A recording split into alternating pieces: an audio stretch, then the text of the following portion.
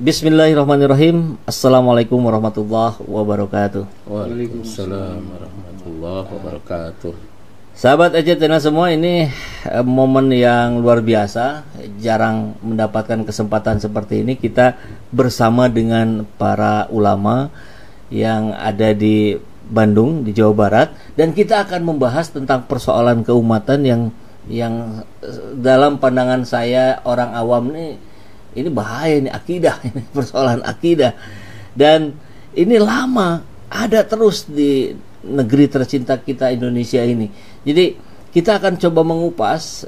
Biasa kita diskusi politik, Pak Ustadz, tapi saya kira ini juga persoalan yang sangat penting untuk diketahui oleh sahabat SC Channel semua, karena kita umat muslim ini mayoritas di Indonesia ini jumlahnya terbesar di dunia, betul Pak Ustadz ya? Betul.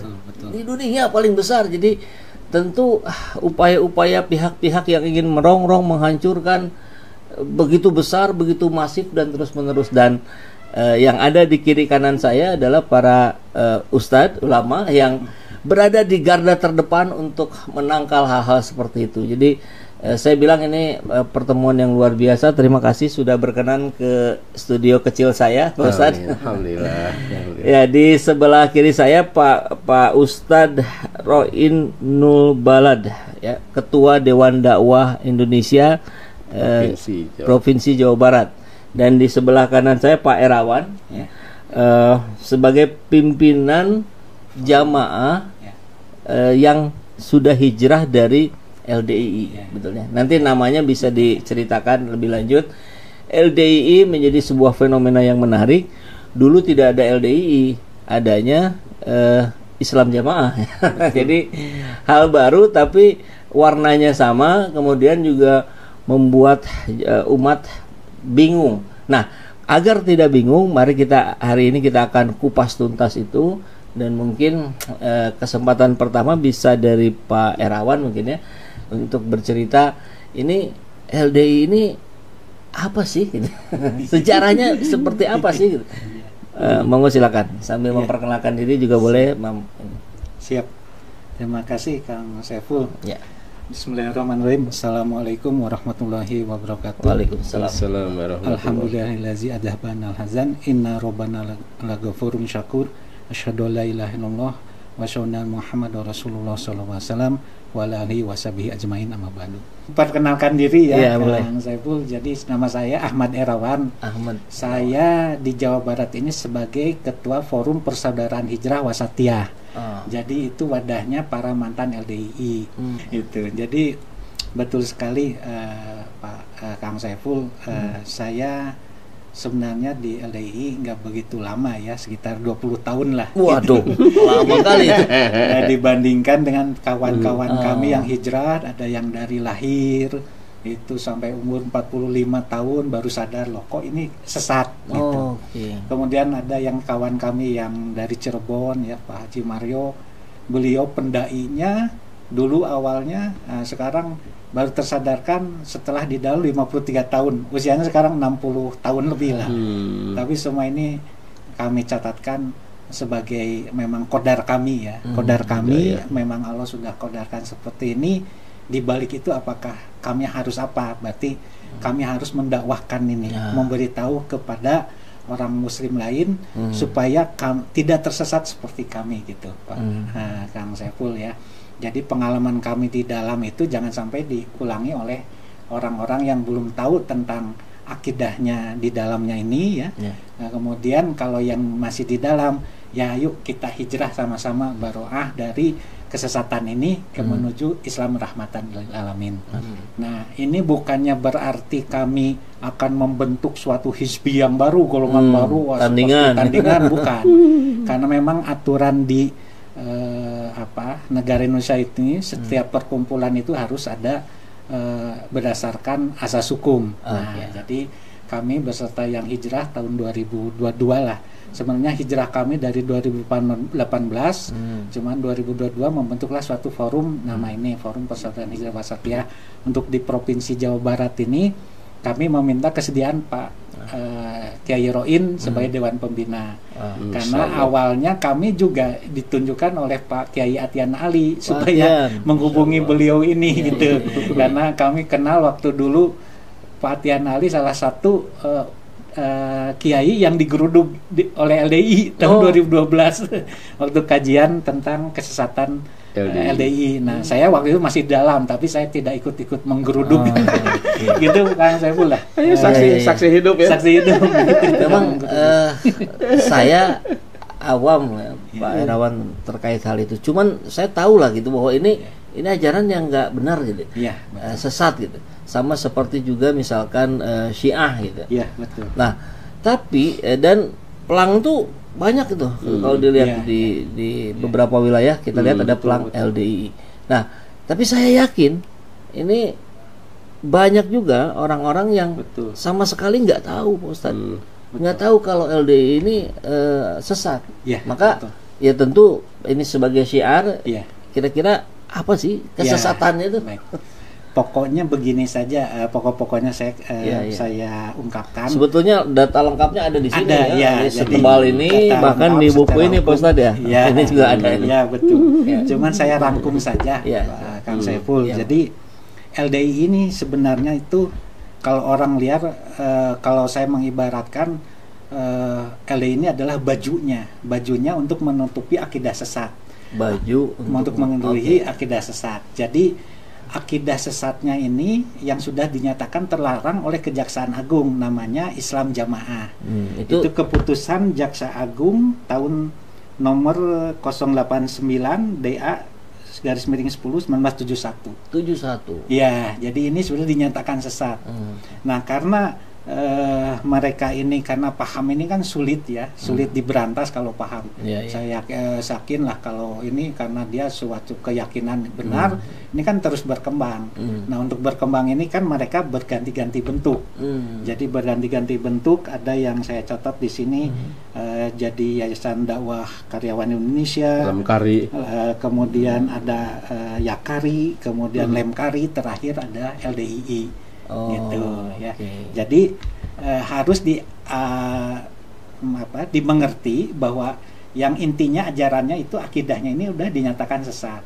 Nah, untuk menutupi kesesatan ini si pengurus atau imamnya ini dan para pengurus Islam Jamaah inilah ini membentuk suatu organisasi yang namanya LDII.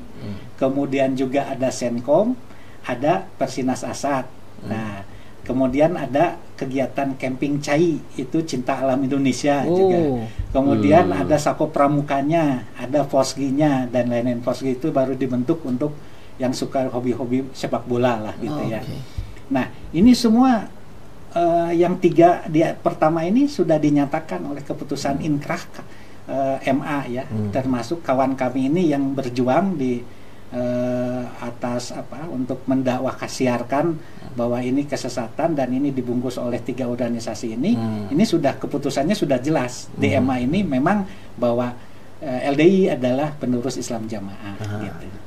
Sebelum berlanjut ke situ, jadi sebelah mana pokok kesesatannya? Jadi pokok kesesatannya ini nabinya kan sama misalkan masih betul Rasulullah Muhammad ya. Jadi pokok kesesatannya itu yang pertama ya, saya mereferensi dari 10 kriteria aliran sesat MUI. Baik. Dari 10 kriteria ini itu ada 3 di LDI ini.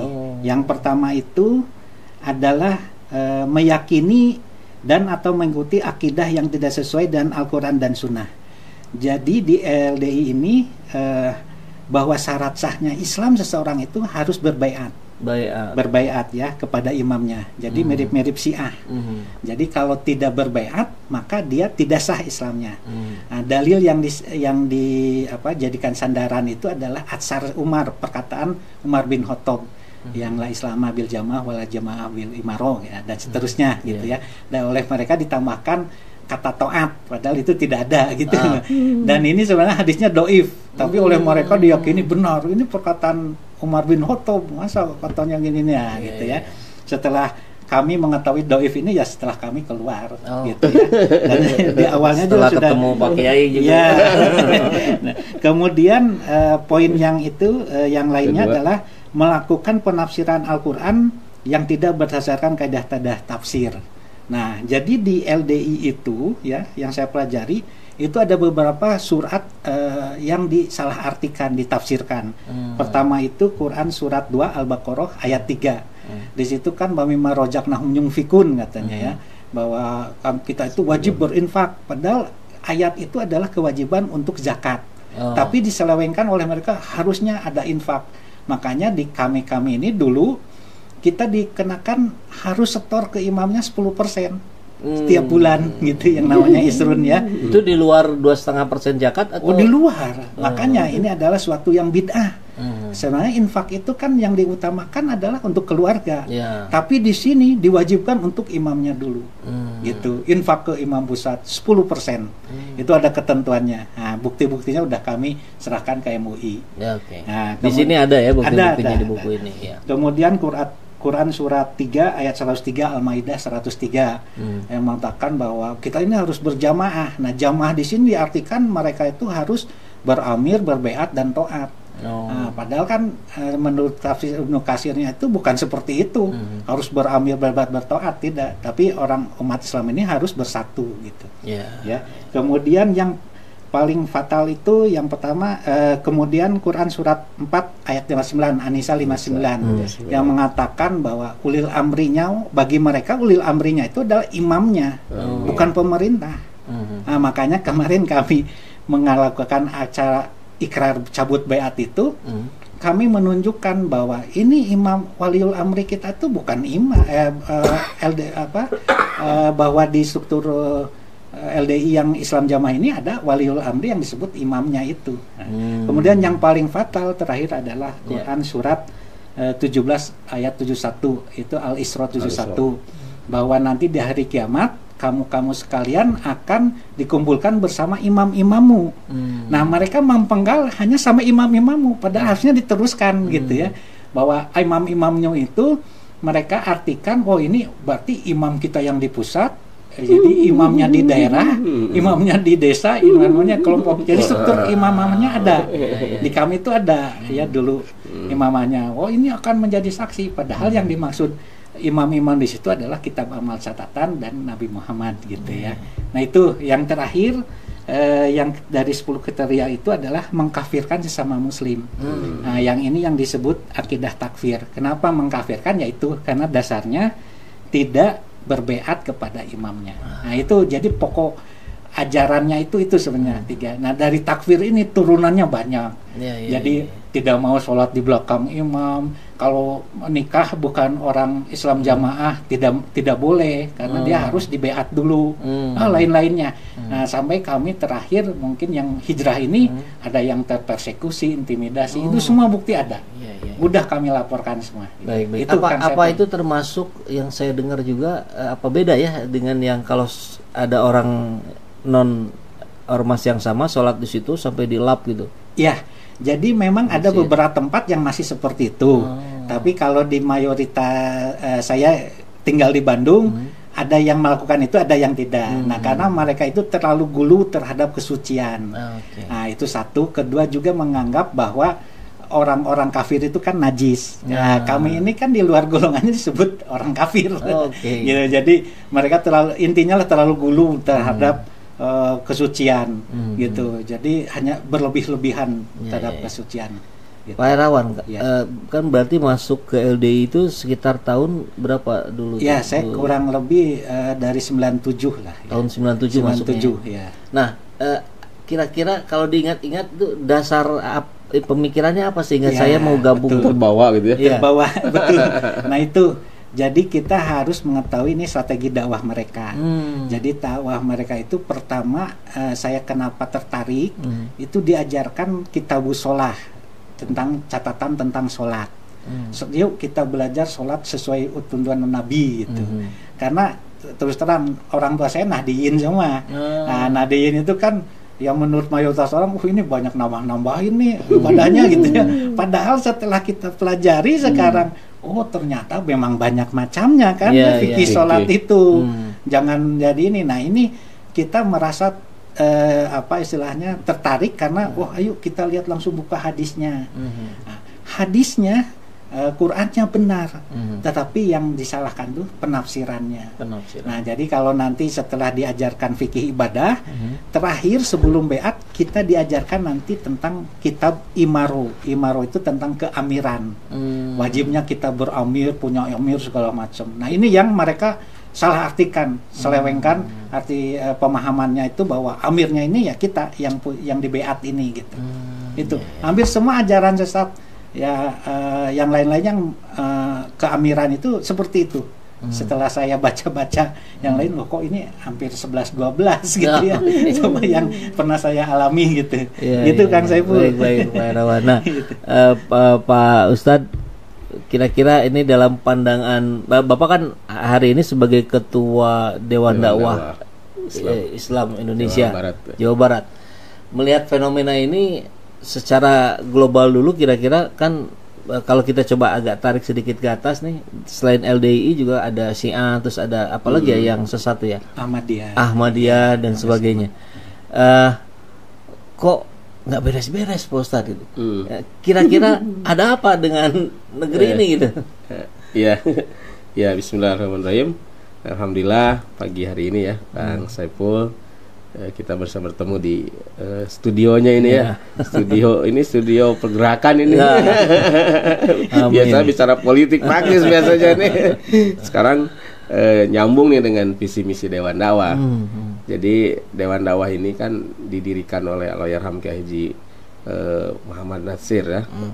Abah kita menyebutnya tahun 1967 itu kita punya platform satu itu adalah mengawal akidah umat Islam ya.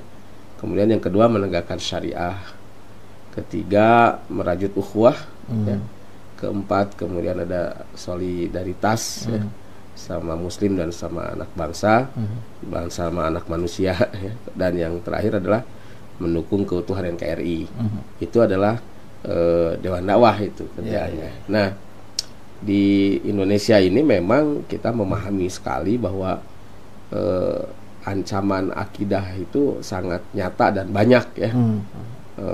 Di antara ancaman yang sangat nyata dan banyak itu kita sering menyebutnya, yang pertama adalah tansyiriyah, pemurtadan ya, atau ada bahasanya kristenisasi misalnya. Karena memang di lapangan sering kita dapatkan saudara-saudara sebangsa yang beragama Nasrani yang memang melakukan penyebaran agama kadangkala melanggar aturan negara. Nah, yang kedua kita menyebutnya adalah aliran yang menyimpang, aliran sesat. Nah, hari ini karena konteksnya dengan LDII ini ya, bukan DDI. Dengan LDII konteksnya ini adalah salah satu yang disepakati oleh Majelis Ulama Indonesia dari tahun 1970 berapa tadi? Satu ya. Ini sebetulnya adalah kelanjutan dari Islam Jamaah. Nah, saya belum lahir tahun 71. Tapi Dewan Dakwah ini sudah menangani masalah Islam Jamaah. Karena sudah banyak lah ya hitungannya, lebih dari 10 jari ini yang korban Islam Jamaah dulu. Nah, itu zaman ayah saya yang nanganinya. Zaman ayah saya yang sekarang ya udah 80 tahun ya ayah saya itu. Jadi zaman ayah saya. Nah, tentu ketika Islam Jamaah akhirnya dilarang, kemudian hilang namanya, nah muncullah LDI. Saya sendiri kurang tahu LDI itu mulai tahun berapa aja. Ini Pak Irawan yang paham tadi. Karena ini 90 sudah rubah nama kan. Nah, saya tahun 90 itu baru SMA kelas 1 ya. Nah, tahun 92 nah itu jadi udah jadi LDI ya. Nah, saya juga dilibatkan oleh ayah saya menangani korban-korban yang sudah masuk di LDI. Jadi korbannya waktu itu tidak ada yang mau terus terang memang misalnya, tapi hanya merasakan ada keganjilan. Ya, keganjilan. Nah, tadi sudah disebutkan bahwa sebetulnya dalam ajaran Islam itu kan kita bisa menilai itu pertama dari akidah ya. Kedua dari kaifiyah ibadahnya ya. Nah, kemudian yang ketiga tentu adalah hubungan ukhuwahnya bagaimana gitu kan. Nah, tadi kan disebutkan LDI ini kan dinilai dari segi keormasan, kan ormas Islam. Nah, ini hubungan dengan pemerintah nih. Dia mendaftarkan diri itu resmi ya. Karena tadi Islam Jamaah sudah dilarang, maka dia bikin lembaga baru namanya LDI yang kita tahu hari ini. Nah, jadi secara pandangan mata pemerintah dia legal, formal, daftar, punya nomor Menkumham gitu kan. Nah, sehingga secara hukum negara dia bisa beraktivitas karena dianggap tidak ada penyimpangan dari hukum negara. Hukum, saya sering menyebutnya hukum-hukum konstitusi lah ya, ayat-ayat konstitusi gitu kan. Nah, tapi bagi akidah Islam ya, ajaran Islam itu pertama dilihat dari segi akidahnya dulu kan. Nah, tadi jelas akidahnya itu penyimpangan yang sangat nyatanya adalah mengangkat amir. Karena syahadat yang benar itu kan cukup dengan asyhadu alla ilaha illallah wa asyhadu anna muhammadar rasulullah. Adapun disebutkan dalam ayat yang lain bahwa pemimpin kita ini adalah Allah, Rasul dan ulil amri minkum. Nah, ulil amri minkum di situ tidak satu hak, satu kewajiban sebagaimana kita mengangkat nabi. Ya. Pemimpin zaman sekarang ini tidak ada yang seperti nabi karena kan tidak ada yang maksum. Nah, tapi sekaligus nih klarifikasi, ada mantan kan. Jadi posisi amir di LDI itu seperti apa gitu kan. Coba. Jadi waktu kami di dalam itu memang ini subhat yang paling kental sampai sekarang. Jadi mereka berdasarkan dalil ini Pak Yai, bahwa taatlah kepada amir maka akan taat kepada Rasul sama dengan taat kepada Allah. Nah, perkataan amir ini, ya ini amir yang kita beat ini, subhatnya seperti itu. Nah, padahal kan kalau menurut hadis itu, Nabi itu kan mengutus sahabatnya, saya dilupakan namanya, Mu'ad bin Jabal siapa, ke Yaman, itu supaya berdakwah ke sana, nah, menguatkan supaya ini apa yang diputuskan oleh Mu'ad bin Jabal ini, nah ini harus ditaati, itu sama dengan perintahku. Kalau sekarang ini kan harusnya konteksnya tidak seperti itu lagi gitu. Jadi sekarang dibalik, amir dulu kalau di LDI itu. Jadi tadi kan kalau tadi dari cerita yang beliau barusan disebutkan, ketika Nabi mengutus sahabat Mu'ad bin Jabal ke Yaman ya. Nah, Nabi menyampaikan, kamu akan bertemu dengan permasalahan di sana. Bagaimana kamu akan memutuskan permasalahan tersebut? Maka sahabat Mu'ad mengatakan, akan kuputuskan dengan ayat-ayat Allah. Kalau nggak didapatkan, ya akan diputuskan dengan sabda-sabda Nabi, sabda-sabda engkau itu. Nah, baru istihad terakhir. Nah, kalau yang dari LDI ternyata amir. Nah, jadi kalau dari segi akidah ya tadi sudah mulai ada penyimpangan di situ. Kalau di Syiah kan mengangkat Ali sebagai amir. Bedanya itu kalau di Syiah kan dinyatakan asyhadu alla ilaha illallah, asyhadu anna muhammadar rasulullah, wa ana aliyan waliyullah. Jadi dan sesungguhnya Ali adalah wali Allah. Kalau di LDI tidak disebutkan amirnya itu di ketika syahadat, tapi prakteknya menjadikan amir itu bagian yang harus. Karena tadi kalau memangkat amir bisa masuk surga. Tanpa amir tidak masuk surga. Taat amir itu masuk surga, tidak taat amir masuk neraka. Itu jadi doktrinnya. Itu yang pertama dari segi pemahaman akidahnya. Makanya tadi kriteria dari MUI masuk. Salah satu tanda sesatnya itu adalah memiliki akidah yang tidak sesuai dengan yang mainstreamnya akidah Islam. Nah, yang kedua itu dalam masalah fikihnya juga tadi kan. Tadi misalnya fikih dalam masalah mengeluarkan zakat, infak atau sedekah. Justru ini mesti ke amir kan. Tidak bisa kalau tidak ke amir, ya kan? Ini dan tidak boleh juga menyampaikan infak sedekah itu ke lembaga amil zakat misalnya, nggak bisa, mesti ke amirnya. Yang hebatnya itu tadi amirnya pusat apa? Amir pusat. Amir pusat, semuanya ke amir pusat ya. Kaya banget berarti ya. Betul. Dan kita di jamaah di doktrin tidak boleh menanyakan ini mau dipakai apa? Tidak boleh. Saya baru mau nanya tadi. Nggak boleh ditanya ya. Nggak boleh ditanya di doktrin. Kalau nanya-nanya, kamu Bani Israel katanya. Disebut Bani Israel kalau nanya. Katanya betul nggak? Tidak ada sama sekali bukti pemberian infak itu. Betul. Apa kwitansi atau apa? Jadi di kami itu yang namanya setoran tiap bulan 10% itu isrun. Per 10. Kalau di Nasrani itu kan ada ya yang namanya perpuluhan ya. Itu persis sama. Di kami juga ada yang namanya kalau melakukan kesalahan surat taubat. Nah, jadi pengakuan taubat kalau di Nasrani kan pengakuan dosa. Tapi ujung-ujungnya itu adalah konversi ke setoran uang. Nah, jadi kalau Anda misalnya bertobat zina gitu ya, itu ada edarannya harus bayar, saya diperlupakan lagi 500 atau 700 ribu. Itu ada buktinya, udah kami setorkan sama ke MUI. Kalau sekarang naik kayaknya ya. 700. Kalau berbohong masuk dosa itu?